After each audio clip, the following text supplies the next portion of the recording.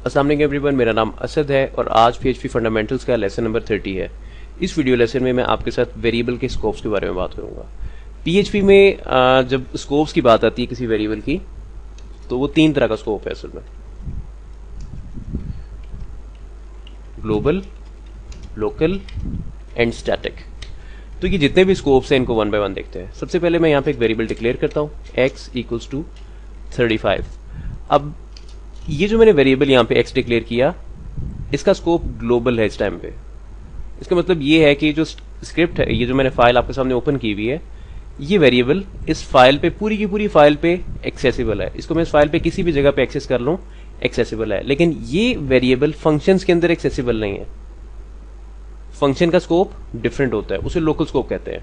तो ये variable functions के अंदर एक्सेसिबल नहीं है, लेकिन फंक्शन के अलावा इस फाइल पे, पूरी की पूरी फाइल पे ऊपर से लेकर नीचे तक एक्सेसिबल है। कहीं पे भी मैं इसको इस्तेमाल कर लूं तो मैं इसको इस्तेमाल कर सकूंगा। 35 इसके अंदर वैल्यू है और ये वैल्यू इस्तेमाल के काबिल है।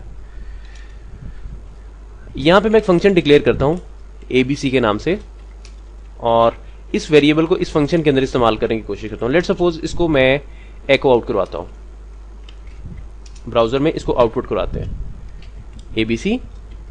मैंने फंक्शन को कॉल किया, इस वाले फंक्शन को, और ऑब्वियसली जब ये फंक्शन कॉल होगा, इसके अंदर जितनी भी इंस्ट्रक्शंस लिखी हुई हैं वो एग्जीक्यूट होंगी।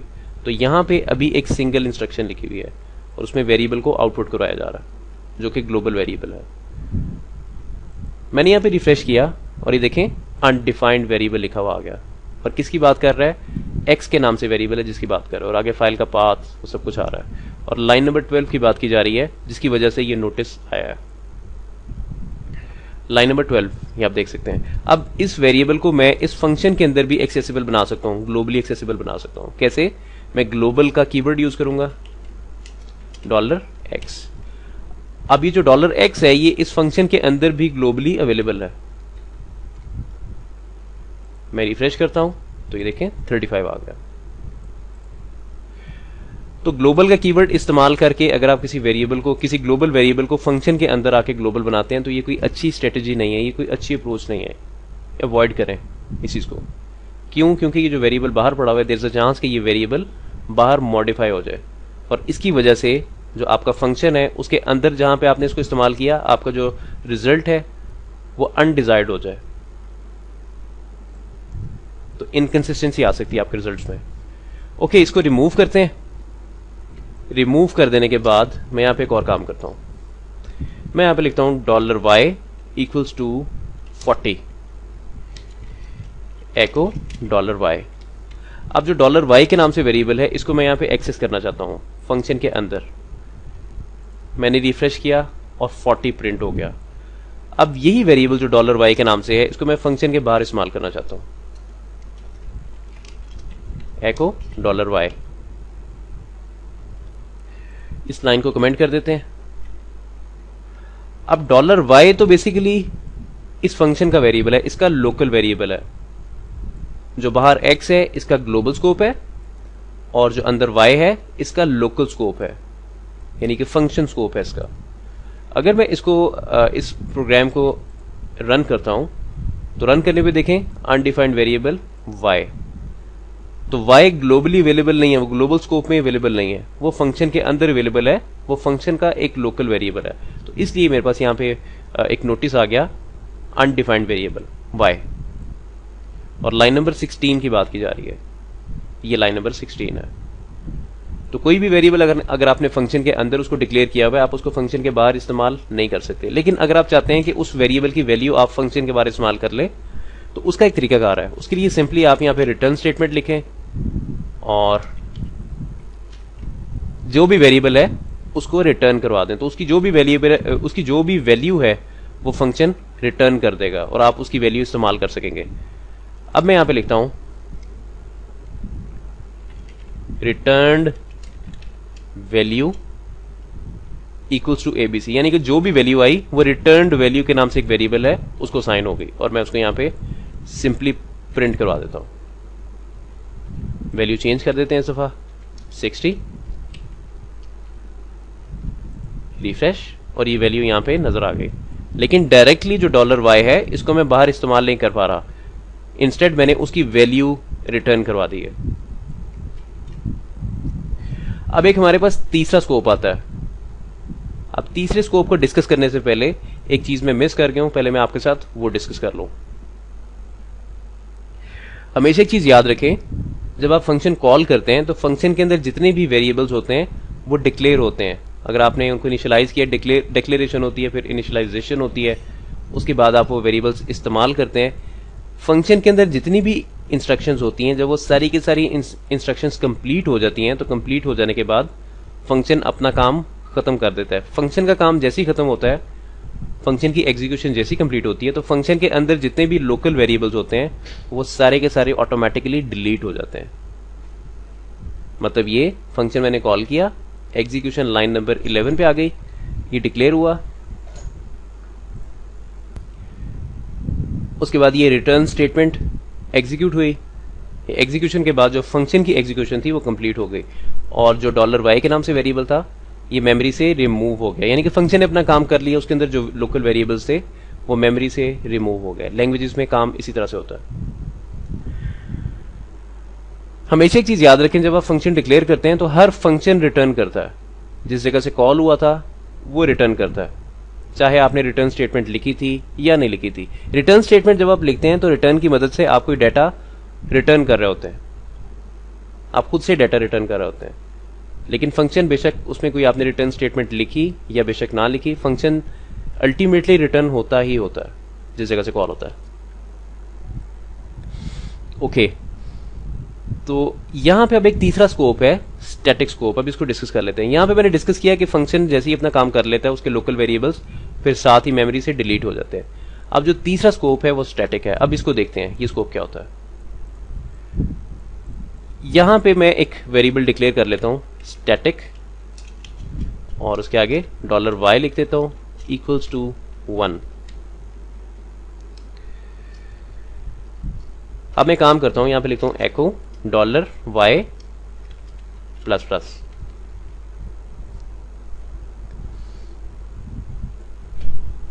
इस फंक्शन को कॉल करते हैं ABC,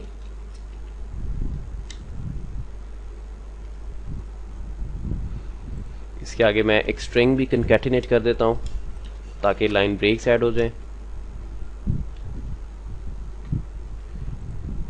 रिफ्रेश 1। अब मैं यहां पे इस फंक्शन को फिर से कॉल करता हूं, पेस्ट पेस्ट एंड पेस्ट। यहां पे नोट करें, ये फंक्शन को मैंने एक दफा, दो दफा, तीसरी दफा, चौथी दफा, 4 दफा कॉल किया है। अब इसकी आउटपुट देखते हैं। रिफ्रेश, देखिए 1 2 3 4। और लेट्स सपोज ये जो मैंने स्टैटिक का कीवर्ड यूज किया है, अगर मैं इसको रिमूव कर देता हूं तो क्या होता है। इसके रिमूव कर जाने पे अब इसकी आउटपुट देखते हैं 1 1 1 1। आपको स्ट्रेंज लगेगा, ये जो रिजल्ट है आपको काफी स्ट्रेंज लगेगा, ये हुआ कैसे। देखें, फंक्शन कॉल हुआ, वेरिएबल डिक्लेयर हुआ, और साथ ही उसको 1 के साथ इनिशियलाइज हो गया, उसको 1 असाइन हो गया। उसके बाद एको, उसने 1 को प्रिंट किया, और प्रिंट करने के बाद उसमें इंक्रीमेंट किया। लेकिन ये लास्ट इंस्ट्रक्शन थी इस फंक्शन की, तो फंक्शन की कॉल रिटर्न कर गई। ये फंक्शन फिर से कॉल हुआ ABC के नाम से, फिर से ये वेरिएबल डिक्लेयर हुआ, उसको फिर से 1 असाइन हुआ, और सेम काम फिर से हुआ। फंक्शन कॉल फिर से रिटर्न कर गई। उसके बाद नेक्स्ट लाइन की बारी आ गई, यहां पे भी सेम काम हुआ, फंक्शन कॉल हुआ, उसके बाद $y को y जो है डिक्लेयर हुआ, और साथ ही उसको 1 असाइन हुआ।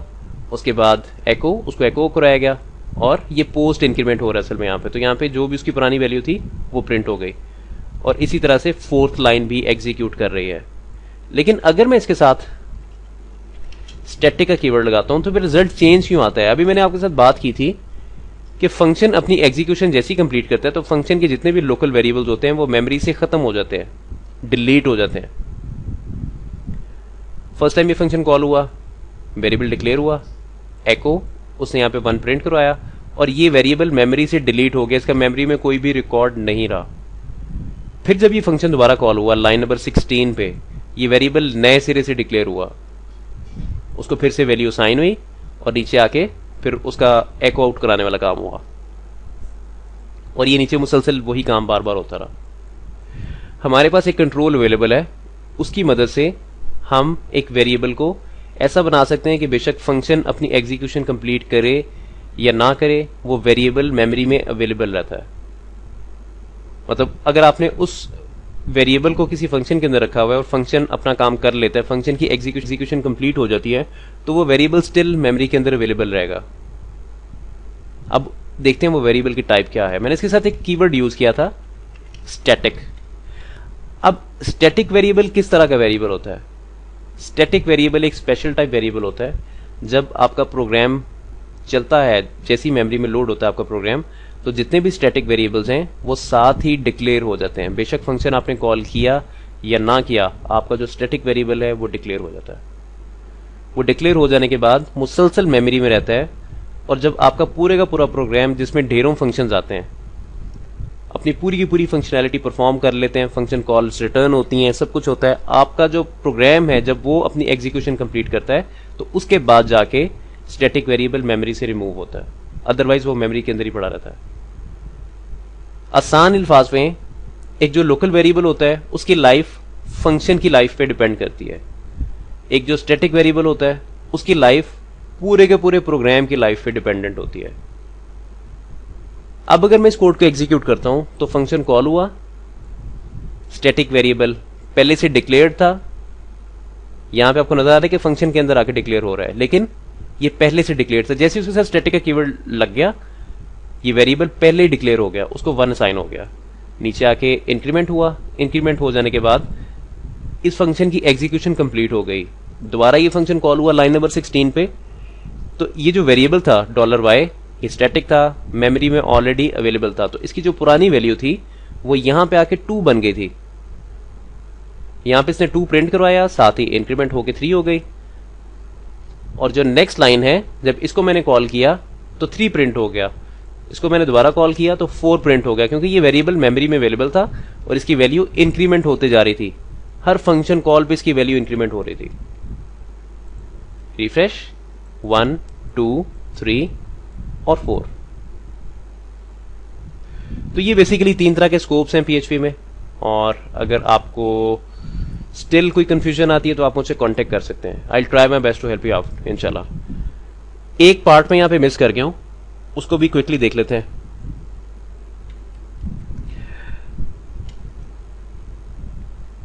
लेट्स सपोज मेरे पास जो बाहर वेरिएबल अवेलेबल है वो एक्स के नाम से, इसको मैं मॉडिफाई करना चाहता हूं फंक्शन के अंदर। मैं कैसे इसको मॉडिफाई कर सकता हूं? ग्लोबल्स के नाम से एक एरे है, मैं उसको इस्तेमाल करूंगा, और जो वेरिएबल का नाम है, ये ग्लोबल्स के नाम से जो एरे है, वेरिएबल का नाम उसका इंडेक्स नेम बन जाएगा, एक एसोसिएटिव एरे है, और मैं इसको यहां पे 100 असाइन कर दूंगा।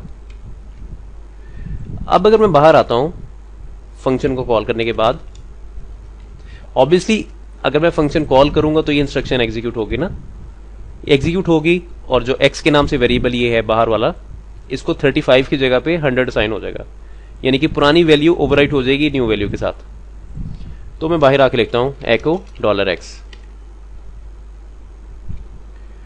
तो यहां पे 100 प्रिंट होगा, 35 प्रिंट नहीं होगा, 100 प्रिंट होगा। क्यों? क्योंकि एबीसी के नाम से मैंने फंक्शन कॉल किया, उस फंक्शन के अंदर एक मैंने इंस्ट्रक्शन लिखी थी, ग्लोबल्स के नाम से एरे है, और उस एरे के अंदर आप जिस वेरिएबल को ग्लोबल बनाना चाहते हैं एज ए इंडेक्स नेम उसको डिफाइन कर देते हैं। यहां पे मैंने वो इंडेक्स नेम लिखा x, और उसको मैंने वैल्यू असाइन कर दी। अब जो भी उसमें पुरानी वैल्यू पड़ी हुई थी वो न्यू वैल्यू के साथ ओवरराइट हो गई, और बाहर आके लाइन नंबर 15 पे जब मैं इसको प्रिंट करवाऊंगा तो इसका रिजल्ट 100 आएगा, 35 नहीं आएगा। रिफ्रेश, ये देखें 100 आ गया। और अगर मैं फंक्शन को कॉल नहीं करता और डायरेक्टली इसका रिजल्ट चेक करता हूं, तो ऑब्वियसली जो फंक्शन की एग्जीक्यूशन है वो नहीं होगी, ये पार्ट स्किप हो जाएगा। तो $x के अंदर 35 पड़ा रहेगा, और यहां पे 35 प्रिंट हो जाएगा। रिफ्रेश, 35 आ गया। तो मेरे ख्याल से आज के लिए इतना काफी है। अगर आपको इसमें कोई कंफ्यूजन आती है तो आप मुझसे कांटेक्ट कर सकते हैं, और मैं कोशिश करूंगा कि मैं आपकी हेल्प करूं। तो इंशाल्लाह जो नेक्स्ट वीडियो लेसन है उस पर मुलाकात होगी। तब तक के लिए इजाजत, अल्लाह हाफिज़।